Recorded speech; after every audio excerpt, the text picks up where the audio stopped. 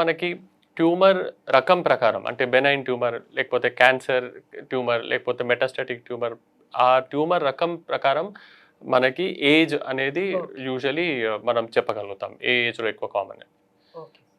So, ఈ bone cancer యొక్క లక్షణాలు ఎలా ఉంటాయి? నార్మల్లీ మన దగ్గర బోన్ క్యాన్సర్ లేకపోతే బోన్ ట్యూమర్ పేషెంట్స్ మన దగ్గర ఎలా వస్తారంటే దే ప్రెజెంట్ విత్ స్వెల్లింగ్ లేకపోతే పెయిన్. ఓకే. స్వెల్లింగ్స్ ఎలా ఉంటాయంటే మనకు ఒక లంప్ లాగా వస్తాయి. చేతులలో కానీ కాళ్ళలో కానీ లేకపోతే బ్యాక్లో స్పైన్లో ఒక లంప్ లాగా వస్తుంది. అది యూజువలీ ఇలాంటి స్వెల్లింగ్స్ అవి పెరుగుతుంటాయి. దే ఆర్ స్పాంటేనియస్ అంటే మనకి ఏదైనా ఇంజురీ కానీ లేకపోతే ఏదైనా దెబ్బ తగలడం వల్ల రావు అవే వచ్చేస్తాయి. వచ్చేసి అవి పెరుగుతుంటాయి, సైజ్ పెరుగుతూ పోతుంటాయి. అప్పుడు we know that something is abnormal. Second thing ఏంటంటే పెయిన్. పెయిన్ అన్ని ట్యూమర్స్లో అన్ని క్యాన్సర్స్లో కామన్ కాదు. కొన్ని ట్యూమర్స్లో ఆస్టియోమా ఇలాంటి ట్యూమర్స్లో పెయిన్ చాలా విపరీతంగా ఉంటుంది.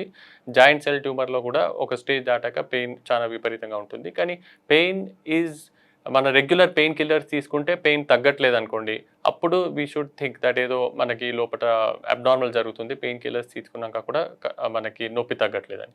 మూడోటి ఏంటంటే మనం ఇగ్నోర్ చేస్తే ఈ బోన్ ట్యూమర్స్ బోన్ లోపట్నే పెరిగి బోన్ని వీక్ చేసేసి బోన్ని ఫ్రాక్చర్ చేసేస్తాయి.